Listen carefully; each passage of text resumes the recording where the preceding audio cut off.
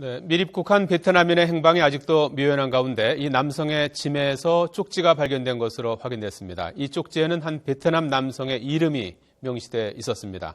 국내에서 같은 이름을 쓰는 6명에 대해 당국이 집중 수사하고 있습니다. 취재기자 연결합니다. 강기영 기자. 네, 인천국제공항에 나와 있습니다. 예, 이름 적힌 쪽지가 나왔다고 하는데요. 어떻게 해서 발견이 된 겁니까? 네, 먼저 경찰이 쪽지를 발견한 건 베트남인 A씨가 미입국한 바로 다음 날인 토요일 저녁이었습니다. A씨는 미입국할 당시 공항에 짐가방 하나를 두고 갔는데요. 인천 출입국 관리사무소에서 보관하고 있던 이 짐을 경찰이 낱낱이 확인했고 가방 안에서 쪽지 하나를 발견한 겁니다. 이 쪽지에는 한 베트남 남성 B씨의 이름이 적혀 있었는데요. 쪽지에는 B의 엄마라는 말 외엔 다른 설명이나 주소, 연락처 등은 적혀 있지 않았던 것으로 알려졌습니다.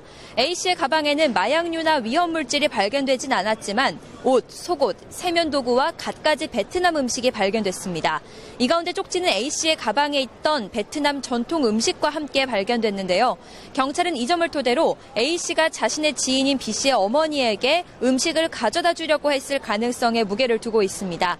때문에 수사당국은 B씨 또는 B씨의 어머니의 행방에 대해 집중적으로 수사를 진행하고 있습니다.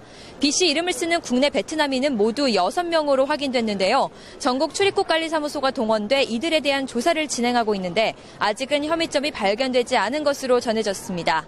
하지만 수사당국은 B씨 또는 B씨의 어머니가 미입국한 A씨와 깊게 관련될 인물일 것으로 추정하고 있는데요. 이에 따라 베트남 또는 국내에 B씨와 같은 이름의 베트남인이 더 거주하고 있는지, B씨의 엄마는 어떤 인물인지 등 베일에 쌓인 쪽지에 대해 더 수사를 이어갈 예정입니다.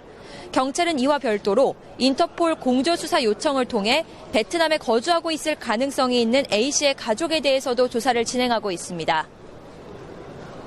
예, 강희경 기자, 인천공항 폭발물 관련 수사 속보도 알아보죠. 경찰이 유력한 용의자를 쫓고 있다고요?